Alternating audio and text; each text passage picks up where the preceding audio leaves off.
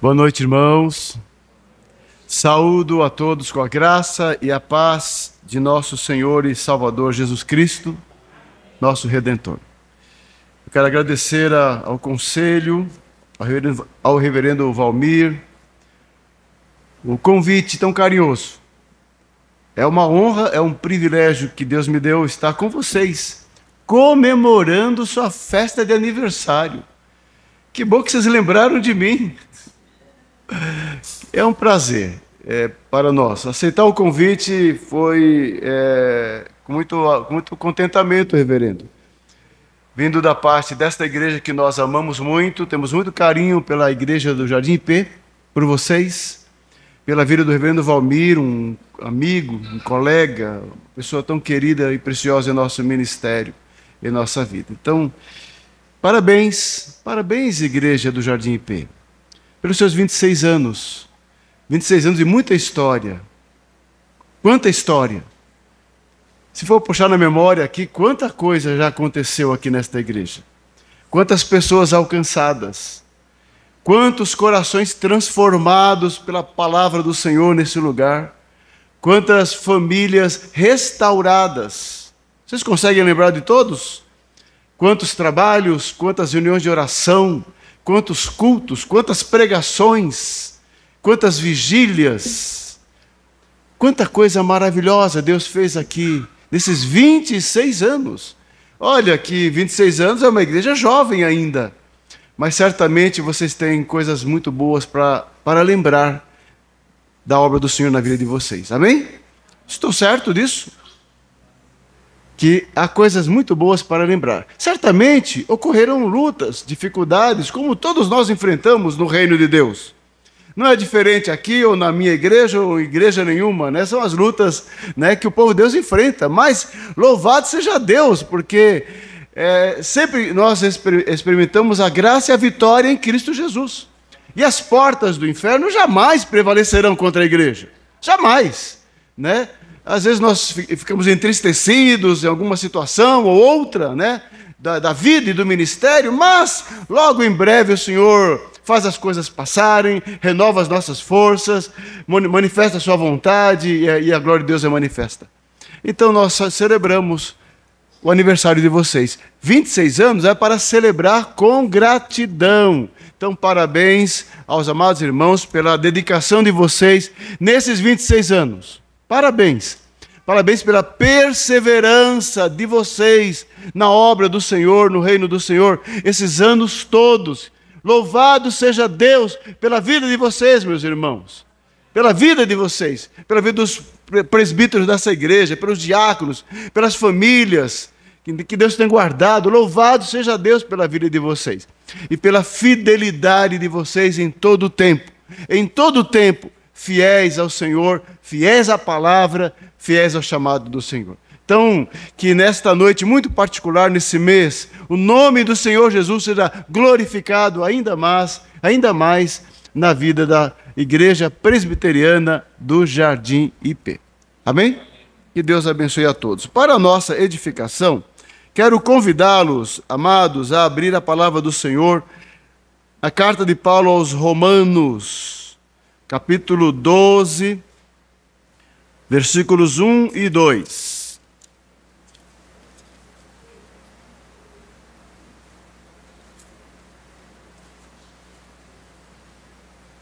Romanos, capítulo 12, versículos 1 e 2.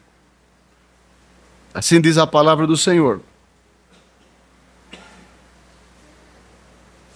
Rogo-vos, pois, irmãos, pelas misericórdias de Deus, que apresenteis o vosso corpo por sacrifício vivo, santo e agradável a Deus, que é o vosso culto racional. E não vos conformeis com este século, mas transformai-vos pela renovação da vossa mente, para que experimenteis qual seja a boa, agradável e perfeita vontade de Deus. Curvemos nossas frontes e oremos ao Senhor. Senhor nosso Deus e Pai, louvado e bendito seja o nome maravilhoso do Senhor. Te damos graças, ó Deus, pelo aniversário da Igreja Presbiteriana do Jardim IP, por esta comunidade de santos que amam ao Senhor de todo o coração, que servem ao Senhor com dedicação, perseverança e fidelidade. Que a tua graça seja abundante na vida dos teus servos, renovando as suas forças, fortalecendo a sua fé e, ó Deus amado, multiplicando os seus dons espirituais, para que assim suas vidas consagradas sejam dedicadas cada vez mais no altar do Senhor. Obrigado pelo pastor desta igreja, reverendo Valmir, homem de Deus. O Senhor tem usado na condução, no cuidado do rebanho do Senhor nesse lugar. Pelos seus companheiros de ministérios, presbíteros desta igreja, o conselho desta igreja, que tem pastoreado com dedicação, com zelo, em espírito de piedade e devoção ao Senhor, cuidando de cada uma das ovelhas. E obrigado pela junta diaconal, teus servos consagrados, preocupados com a casa do Senhor, com o trabalho do Senhor. Obrigado pela vida dos teus servos, ó Pai. E obrigado por cada departamento desta igreja, cada ministério desta igreja, ó Pai amado, cada família desta igreja. Eu te agradeço de coração, porque o Senhor tem feito grandes coisas no meio desses irmãos. Por isso nós louvamos o nome do Senhor. E agora, ó Pai, nosso coração quebrantado, já pelos louvores, pelos hinos que entoamos, nosso coração deseja, ó Pai, tão somente ouvir a tua voz. Por isso, Senhor, tem misericórdia de nós, ilumina o nosso coração, fala conosco através da tua palavra, Senhor. Que possamos sair daqui fortalecidos, encorajados, edificados com as Escrituras Sagradas, renovados em nossa fé. É a nossa oração, Pai. Perdoa nossos pecados, purifica-nos de todo pecado. Nós oramos em nome de Jesus. Amém, Senhor. Amém. Como os irmãos sabem, Paulo tinha uma metodologia ao escrever suas cartas. Ele usava isso na maioria das suas cartas. Ele costumava trabalhar na primeira parte das suas cartas, epístolas, sempre num teor mais doutrinário, destacando algumas mensagens, algumas verdades, algumas doutrinas centrais do Evangelho. Ele fazia isso. E geralmente nas cartas em que ele escrevia às suas igrejas, na segunda parte ele aplicava estas doutrinas, esses ensinamentos na vida cristã. Ou seja, nós sabemos grandes verdades acerca de Deus e da sua obra por nós. É como se ele dissesse, e agora, diante disso, devemos aplicar e viver esse evangelho. E aí ele dá as formas tantas e diversas de como devemos conduzir a nossa vida cristã em ética, amor ao próximo, fidelidade, integridade, honestidade. Mas com base em que temos uma ética e uma vida cristã saudável? Com base em uma sã doutrina. E não é diferente nessa carta aqui aos Romanos, onde ele faz assim, uma diferença na primeira parte, do capítulo 1 ao 11, e do capítulo 12 em diante é a parte prática, a parte mais relacionada à vida cristã. Do capítulo 1 ao 11, ele vai trabalhando verdades profundas do Evangelho. Aliás, o Evangelho da graça e da justiça de Deus em Cristo é a grande mensagem de Paulo, nas suas cartas todas. Mas particularmente, nesta carta aqui aos Romanos, ele destaca essa verdade central, o Evangelho de Jesus. É a razão de tudo. É a mensagem principal de Paulo, é a mensagem da igreja, onde está firmada a nossa fé, nossa confiança e a nossa esperança. É por isso que ele começa a carta, capítulo 1, 2 e 3, falando da condição humana, do pecado. O capítulo 1 inteiro ele descreve a condição do homem sem Deus. Afastado de Deus, se torna idólatra, a sua vida é devassa. No capítulo 2 ele fala que o judeu não podia se orgulhar da sua situação, porque é tão pecador quanto o gentio. Aliás, na igreja em Roma havia uma comunidade grande de gentios, ou seja, não judeus e alguns judeus. Então Paulo se dirige, olha, vocês vieram do mundo pagão, vocês vieram do mundo No mundo vocês adoravam outros deuses, no mundo você tinha uma vida devassa, entregue à licenciosidade, mas agora, pelo Evangelho, vocês foram alcançados. Assim, no capítulo 3, daqui da carta aos Romanos, os irmãos podem acompanhar, ele fala de que todos nós estávamos debaixo do pecado. Todos nós debaixo do pecado, toda a humanidade, sejam judeus, sejam não judeus, e Deus, pela sua bondade e misericórdia, alcançou todos nós, pela sua graça, nos justificando em Cristo Jesus. Que tremendo essas verdades. E ele vai trabalhando isso, capítulo 3, 4 e 5, e aplicando esta verdade que nós fomos salvos pela graça e justificados pela fé em Cristo Jesus. Ele vai trabalhando a doutrina da justificação, da santificação, da vinda do Espírito Santo como penhor da obra de Deus em nossa vida. Aqui dos capítulos 8 em diante, ele vai fazendo esse trabalho na vida do crente. Ou seja, nós somos o que somos por causa daquilo que Deus fez por nós na pessoa de Jesus Cristo. Se nós estamos na igreja e pertencemos à igreja, não é mérito nosso, não é valor nosso, não é obra nossa. Se nós estamos na igreja e celebramos o aniversário da igreja e pertencemos à igreja, é graça de Deus. É graça. Nós éramos pecadores, perdidos, desgarrados, debaixo da ira e juízo de Deus. Mas Ele, em sua bondade e misericórdia, um dia nos alcançou, nos redimiu, nos perdoou, nos transformou, nos tirou das trevas, do lamaçal do pecado. Essa é a base da nossa fé e esperança, da nossa confiança, do nosso viver cristão.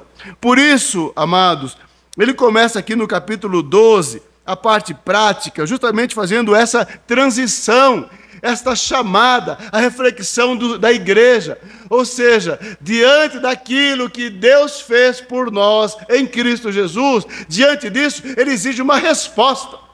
Uma resposta. E só podia ter uma resposta para o povo de Deus. Diante do que Deus fez por nós e foi tremendo, que resposta nós podemos dar se não entregar nossa vida a Ele? Se não dedicarmos inteiramente nossa vida a Ele?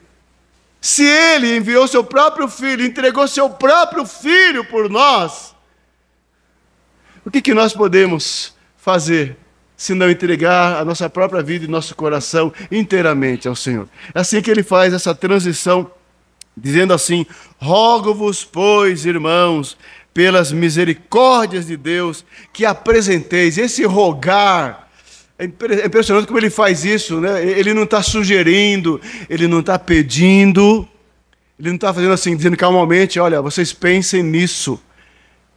É uma súplica profunda, intensa, cheia de emoção. O rogar é forte. Ou seja, diante das misericórdias de Deus, é como Paulo estivesse falando fortemente àqueles irmãos, chamando a atenção deles. Rogo-vos, irmãos, diante dos atos da graça de Deus em Cristo Jesus, que vocês entreguem a sua vida a Ele. É nesse sentido que Paulo traz aqui esse rogar. Aí, diante disso, amados, com esse entendimento do que Deus está chamando e falando conosco, Ele está convocando, exortando os crentes a buscar uma vida consagrada cada vez mais ao Senhor. É esse tema de que nós queremos trabalhar com os irmãos, que está aqui. Não tem como não dar uma vida inteira ao Senhor. Eu não sei quanto tempo você está no Evangelho, há quanto tempo você serve ao Senhor, quais os dons que você tem, o que você já fez ou deixou de fazer. O que eu quero dizer a você é o seguinte: olha, não fique levantando o seu currículo cristão aí para se orgulhar de alguma coisa. No reino de Deus não há espaço para vaidade, soberba e orgulho, porque nós já realizamos muitas coisas. Eu já realizei tanta coisa. Sou crente há mais de 40 anos, eu já fiz muita coisa. Mas eu não vou ficar me orgulhando diante de Deus nem de ninguém por causa daquilo que eu fiz. Porque isso não é nada. Isso não é nada. Diante do tamanho, da extensão, da profundidade, da grandeza da obra de Deus. E do que Deus ainda pode fazer na minha vida. E do que Deus ainda pode fazer na tua vida. Na tua vida, amado irmão. Por isso Paulo assim chama com muita força aqueles irmãos, né, a experimentar a alegria, o contentamento, o entusiasmo da vida cristã. Temos uma tendência natural de cairmos numa rotina de vida, numa mesmice.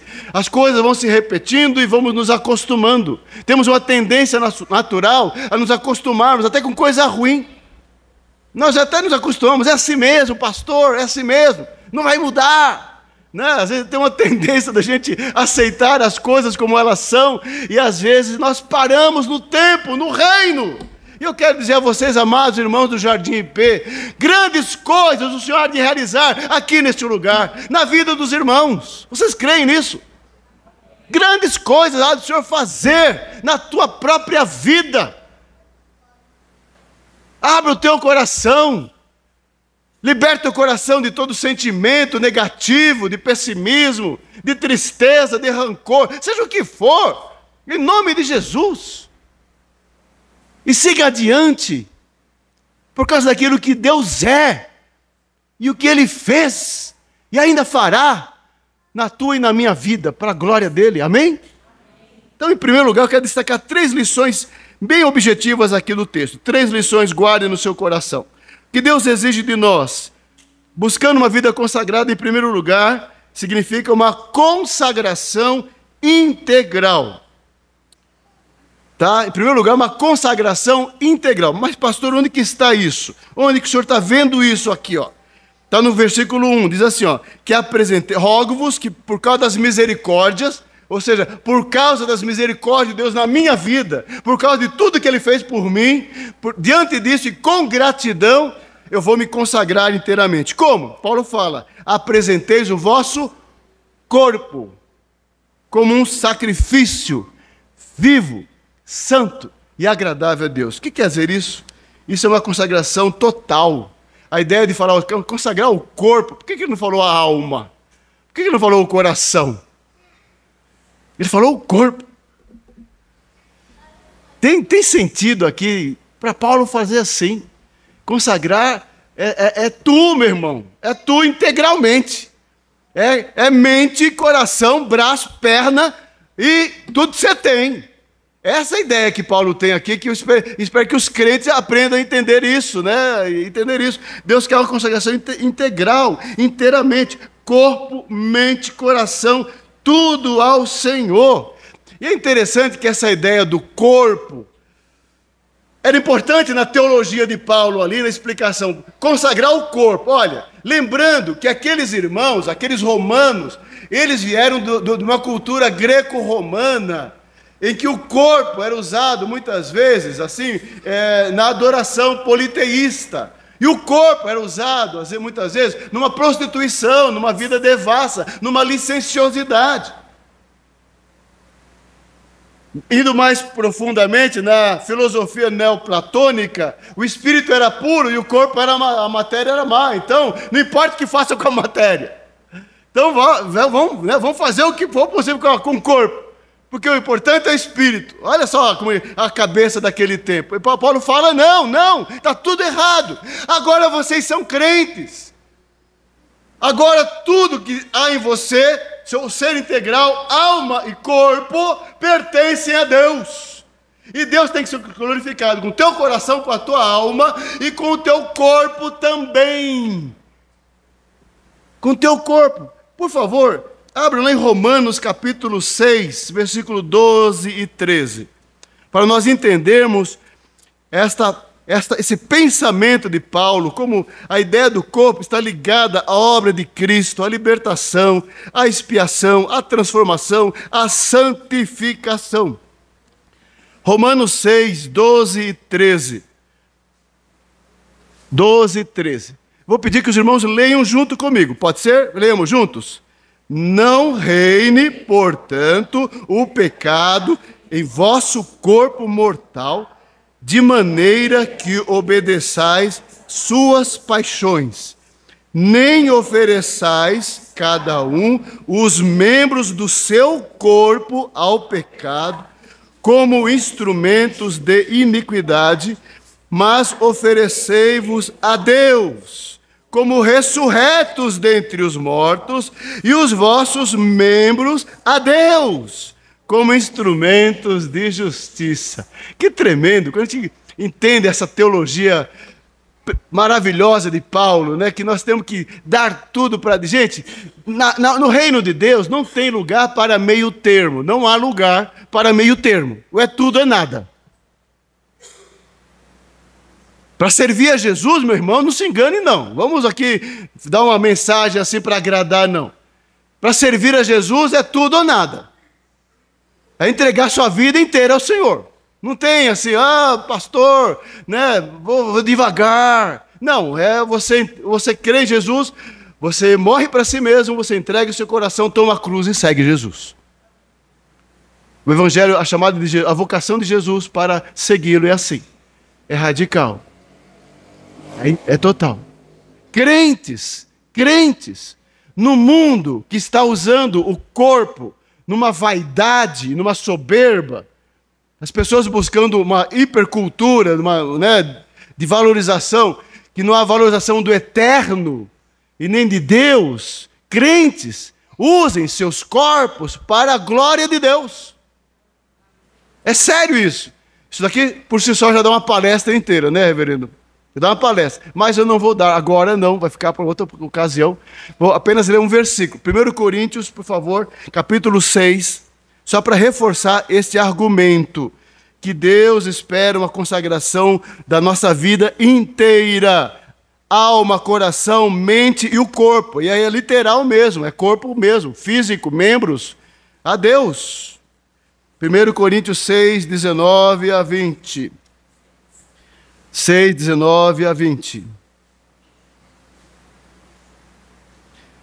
Falo como homem, por causa da vossa fraqueza, assim como oferecestes os vossos membros para a escravidão da impureza e da maldade para a maldade, assim oferecei agora os vossos membros para servirem à justiça. Se antes meus membros fazia tanta coisa errada na vida, né? Agora meus membros, minha vida é para servir ao Senhor. Ao Senhor. Devemos glorificar a Deus com os nossos corpos. Amém? Ficou claro? Primeiro ponto, alguém lembra qual é? Consagração integral. Muito bem. Segundo ponto, voltando lá para Romanos 12, segundo ponto que Paulo fala nessa nova vida, caracterizada por uma entrega total do corpo, é um sacrifício santo, é agradável a Deus, porque não é como no Antigo Testamento, por isso que é integral e é santo e é vivo. É vivo porque não é como no Antigo Testamento, uma oferta de um animal morto.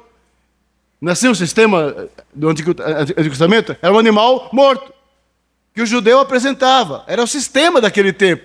Tudo aquilo passou, porque tudo aquilo simbolizava e apontava para Jesus. Mas aquilo passou com a obra de Cristo. Apenas representava que o homem é pecador e ele precisava de expiação. Apenas isso.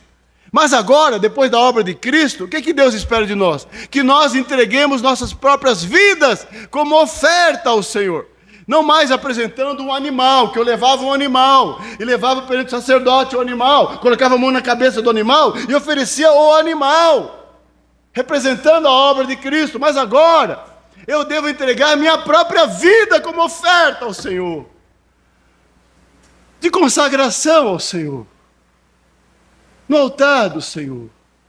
Consagrar você, minha irmã, você, meu irmão, consagrar seus talentos, os seus dons, sua inteligência, suas habilidades. Você tem tanta habilidade. Consagre tudo para Deus, para a glória de Deus. Você é tão bom em tantas áreas, né, na vida que Deus te deu. Deus te deu, você lá fora, você trabalha, né, consegue crescer, porque Deus te deu inteligência, capacidade. Use tudo isso para a glória de Deus, não apenas para a sua profissão, não apenas para a sua carreira profissional, use para a glória de Deus. Essa força, essa esperteza, essa habilidade, para tudo, para as artes, para a matemática, para a física, para a ciência, para a educação, para tudo, use para a glória de Deus.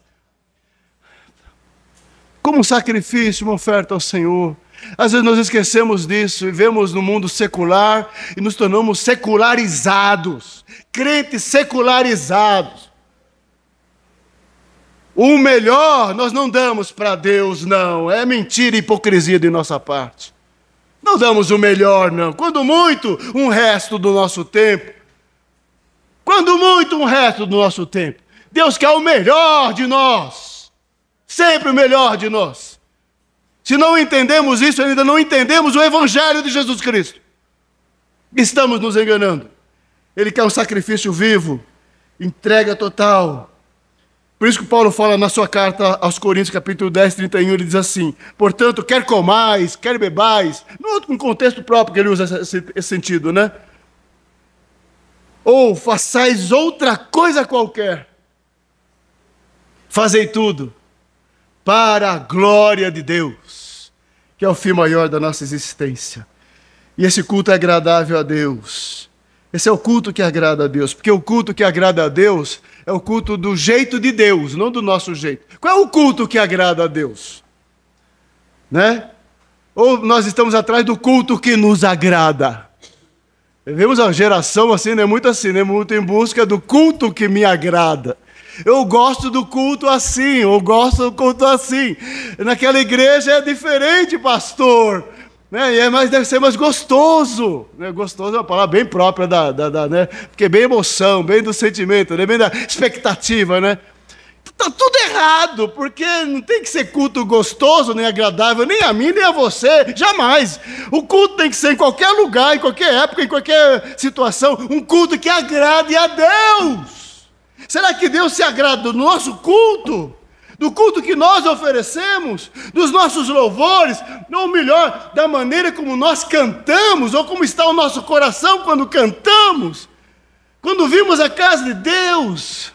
É um todo que é agradável ao Senhor. A nossa vida tem que ser um culto inteiro ao Senhor. Nossa vida tem que ser um culto inteiro ao Senhor.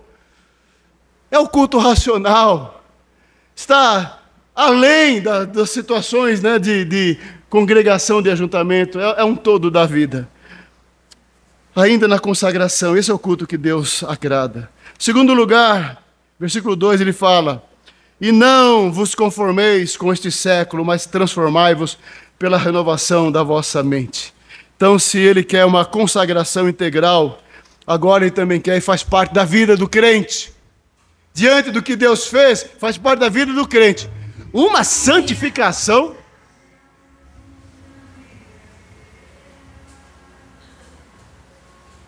Sai fora em nome de Jesus. Uma santificação radical.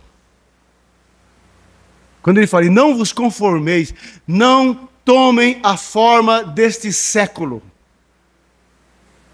Não entre no esquema do mundo. A palavra se conformar tem essa palavra grega, o esquema do mundo. Não caia no esquema do mundo. Não se fique preocupado em agradar as pessoas. E o mundo, e de viver de acordo, né, que para ninguém, né, te pegar no pé, te incomodar, não. Nossa preocupação não é agradar o mundo e viver de acordo com a cultura do mundo. Ah, mas pastor, todos fazem assim, todos pensam assim. Não, mas e daí? E o que Deus pensa? Porque você é crente, agora a tua cabeça é outra, a tua mente é outra. Não é o que o mundo diz ou impõe culturalmente mesmo.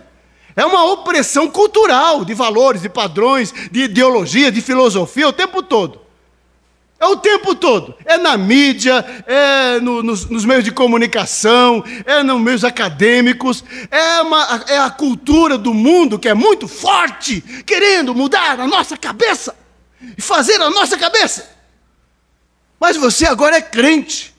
Você não é mais escravo do mundo. Se Filho do Homem vos libertar, verdadeiramente sereis livres. Eu não sou escravo de ninguém. Eu não sou escravo do mundo, porque Jesus me libertou. Libertou meu coração das trevas do pecado e libertou minha mente das escamas do mal. É assim o pensamento do crente. Por isso ele não se conforma mais com este século, com seus padrões de comportamento, com sua filosofia. O cristão justificado e remido em Cristo, ele tem uma nova disposição de coração para agradar a Deus e fazer a sua vontade. Transformado pela graça, ele não se submete mais aos padrões de comportamento do mundo, nem é mais escravo das estruturas do pensamento da cultura secular. Aqueles crentes em Roma, eles foram libertados pela graça de Deus no Evangelho de uma cultura pagã e idólatra. Por isso que ele escreve aqui, não é uma nova vida, o título que foi dado aqui é bem propício, né? O crente tem uma nova vida. Nós vivemos no século 21 e Deus espera que no século 21 nós expressemos uma vida de luz e sal diante de um mundo em trevas. Uma nova vida transformada, realmente transformada, em que o nosso casamento, a nossa família, mostre que nosso casamento e nossa família é diferente, que nós pensamos diferente, que nós criamos nossos filhinhos e educamos nossos filhinhos segundo um padrão que Deus nos dá de temor ao Senhor, de respeito às autoridades e tantos outros preceitos éticos. Nós educamos, nós criamos na disciplina de Deus, nós temos uma mente diferente, nós temos uma cultura cristã, nós temos uma cosmovisão cristã. Eu sou crente, eu vejo a vida de uma forma diferente, eu vejo o mundo de uma forma diferente. Eu não tenho mais o óculos do mundo, eu tenho o óculos de Deus agora. Por isso nós não nos conformamos com este mundo. A carta de João, a primeira carta de João, capítulo 2, versículo 15 a 17, ele diz assim: não ameis o mundo, nem as coisas que há no mundo. Vocês conhecem a passagem? 1 João 2,15. Se alguém amar o mundo, o amor do Pai não está nele. Porque tudo que há no mundo, a concupiscência da carne, a concupiscência dos olhos e a soberba da vida, não procede do Pai. Não é de Deus. Não é de Deus. O crente tem que ter essa convicção no seu coração. Isso não é de Deus. Você está vendo lá um programa, ou um filme, ou alguma coisa assim, é estranho, é abominável, é uma aberração, você desliga, você muda o canal. Isso não é de Deus. Nós temos que aprender a filtrar. Não estamos dizendo para você não ver nada, você cortar tudo, nada disso. É apenas ter coragem de, na hora certa, você saber filtrar e falar: isso não é de Deus, eu não vou dar ibope para isso. E cortar. Senão você vai deixando, mas esse é o mundo, é assim mesmo, pastor. Nós temos que entender que o mundo é assim mesmo. Aí você vai só assimilando. A sua mente, traiçoeiramente, vai assimilando toda uma cultura de comportamento sexual, abominável a Deus. Aí começa, né? É filme, é novela, é série. Aí começa aquelas coisas lá diferentes. Para falar, mas você sabe que aquilo está errado. Mas você fica assistindo, porque é assim mesmo, pastor. Então, por que você está assistindo? Por que você está assistindo, meu irmão? Se a gente não consegue lidar com as coisas mais simples, quanto mais as coisas mais difíceis e complexas da vida, temos que nos santificar mais, separar mais. A santificação é radical nesse aspecto. Isso acontece, como é que isso acontece? O versículo 2 diz assim: não vos conformeis, mas transformai-vos. Não é assim que fala? Transformai-vos pela renovação da vossa mente. Há aqui um contraste muito interessante entre se conformar, ou seja, não tomar o esquema externo do mundo, mas, aí o segundo verbo aí, transformar, quer dizer, transformar é interno. É uma mudança completa da vida, do coração e da mente. É algo interior, não é apenas externo. É algo de dentro. Nós temos que ser transformados a partir de dentro, da nossa mente, da nossa filosofia de vida, da nossa concepção de entender as coisas. Tem que mudar aqui dentro, não da boca para fora. Mas mudar o nosso coração, renovar a nossa mente. Mas como é que nós renovamos, pastor, a mente?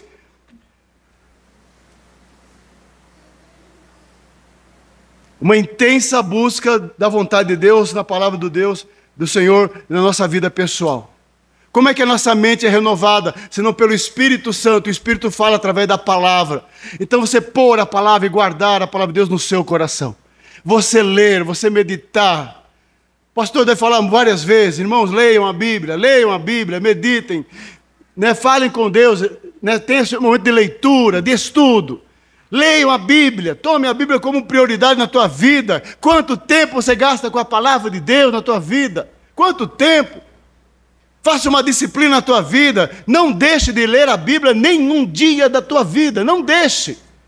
Coloque esse propósito no teu coração. Eu não posso virar um dia sem ter um momento com Deus, com a sua palavra. Você faz tanta coisa no dia. Você faz tanta coisa. Aí você fica dizendo, pastor, eu faço muita coisa. Ok, mas qual o lugar para oração e Bíblia? Como é que você vai ser transformado?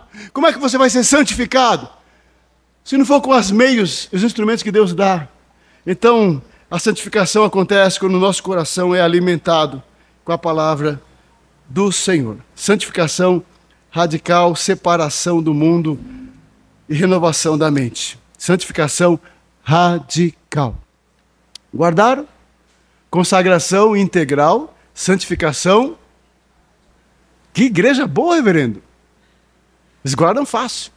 Terceira e última, tá? Ainda em Romanos 2, para que experimenteis qual seja a boa, agradável e perfeita. Ou seja, você se consagra, você se santifica, você é transformado pela palavra. E assim, crescendo em maturidade, você experimenta a vontade de Deus na sua vida. Que é boa, que é perfeita e que é agradável. É um crente consagrado, entende. Ele descansa na vontade de Deus. Não importa se passa dificuldade, perrengues, problemas, enfermidades, um exame ruim de médico que recebeu, vai ter que fazer um tratamento, vai ter que passar por um procedimento. Ele recebe, às vezes a gente recebe notícias ruins na nossa vida. E temos que estar preparado. Crentes, temos que estar preparado. Não é só ímpio que fica doente, crente fica doente também. Você sabe disso. Crente vai para o hospital, crente tem que comprar remédio, crente tem câncer. Nós estamos sujeitos a isso. Mas a diferença é que como nós entendemos o plano de Deus e descansamos na vontade de Deus nas horas mais difíceis da nossa vida. Quando enfrentamos as turbulências, e podemos dizer assim, Senhor, louvado seja o Senhor, eu não entendo o que está acontecendo, não compreendo algumas coisas, mas eu sei que é a tua vontade. E eu sei, Senhor, que mesmo não entendendo, eu aceito, porque a tua vontade ela é boa, ela é agradável e ela é perfeita. Amém? Perfeita. Aí o crente assim se submete totalmente à vontade de Deus. Esse é o terceiro ponto. É uma submissão total. Você se consagra totalmente, você santifica totalmente, você se submete a Deus totalmente. E não tem nada melhor nessa vida do que você se descansar em Deus. Descansa em Deus, meu irmão. Às vezes o coração tomado de ansiedade, medos e aflições. Meu irmão, descansa em Deus, entrega o teu caminho ao Senhor, confia nele e o mais Ele fará. Descansa em Deus. A nossa felicidade não é porque a gente é rico, tem sucesso em tudo que a gente planeja. Isso pode acontecer se Deus quiser. Mas a nossa felicidade é viver com Deus. Cada dia, na plenitude do gozo, viver com a família, desfrutar com a família, agradecer com a família, que bênção, a família que Deus me deu. Obrigado, Senhor, pela salvação em Jesus. Obrigado por cada dia. Você levanta de manhã, Senhor, obrigado, mais um dia. Que o Senhor me guarde, me livre, abençoe minha família, minha casa. E você descansa em Deus, com confiança e esperança. E segue adiante. E se está com problema, está com dificuldade, entrega a Deus em oração. E descansa, irmão, e confia em Deus. O amanhã pertence ao Senhor. O amanhã não te pertence. O amanhã pertence a nós? Não pertence, o amanhã pertence a Deus. Então, viva hoje. Ah, que momento lindo e maravilhoso que Deus nos deu para desfrutar nessa noite, adorando e servindo ao Senhor com alegria, cantando. Aí você está aqui na casa de Deus com a cabeça em algum lugar. Não consegue nem cantar direito, nem orar direito, nem prestar atenção na mensagem, porque a tua cabeça está em alguma outra coisa. Ah, meu Deus, em nome de Jesus, se o teu coração seja tocado, descansa no Senhor. Consagra ao Senhor, santifica ao Senhor e experimenta a vontade de Deus que é boa, agradável e perfeita. Assim nós finalizamos, irmãos. Diante das maravilhosas misericórdias de Deus, o crente deve buscar uma consagração integral, esforçar-se por uma santificação radical e descansar na vontade de Deus. Algumas aplicações apenas para finalizar. Em tempos marcados pelo relativismo filosófico e moral, levando a uma indiferença, a um descompromisso e a uma irresponsabilidade em muitas pessoas.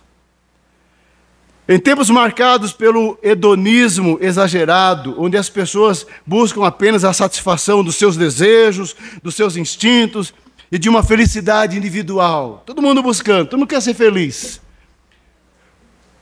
É a nossa geração. Precisamos de um despertamento que leve os crentes a uma consagração integral de todo o seu ser a Deus. Sua mente, seu coração, seus bens, seus talentos, seus dons ao Senhor. Precisamos que se levante uma geração de crentes prontos a renunciar a tudo, se necessário, para servir a Deus com suas vidas integralmente. Em tempos marcados pela influência de uma cultura secular, fortemente relativista, moral e eticamente falando, opondo-se aos padrões estabelecidos por Deus na palavra e na criação do homem, a sua imagem e semelhança, homem e mulher, deixando assim um mandato espiritual, social e cultural. Precisamos orar para que Deus levante uma geração de crentes firmes na fé, em Deus, na palavra, crendo na palavra como única regra de fé e prática, crendo de verdade que a Bíblia é suficiente, tem a autoridade de Deus e é inerrante. E finalmente, em tempos de um nominalismo, de uma apostasia e uma multidão de falsos profetas, falsas doutrinas, precisamos que se levante uma geração que pronta e tão somente deseje obedecer a Deus em seus preceitos, em seus mandamentos e na sua lei. Uma geração totalmente submissa e comprometida em fazer a vontade de Deus, anunciando o seu reino e proclamando a sua glória. Eu tenho certeza que isso há de se cumprir na Igreja Presbiteriana do Jardim IP. Uma igreja consagrada, de verdade. Uma igreja santificada pela graça do Senhor. Uma igreja submissa a Jesus. Que Deus preserve vocês assim, a cada dia e a cada ano. Que Deus abençoe o reverendo Valmir e o conselho da igreja. Que Deus abençoe vocês, cada família da igreja. Que Deus guarde vocês, que Deus livre vocês do mal. Que esta igreja seja um verdadeiro luzeiro nesta região. Que aqui nesse lugar, muitas vidas sejam transformadas, alcançadas e libertas pelo poder do Evangelho de Cristo. Que Deus assim vos abençoe, irmãos.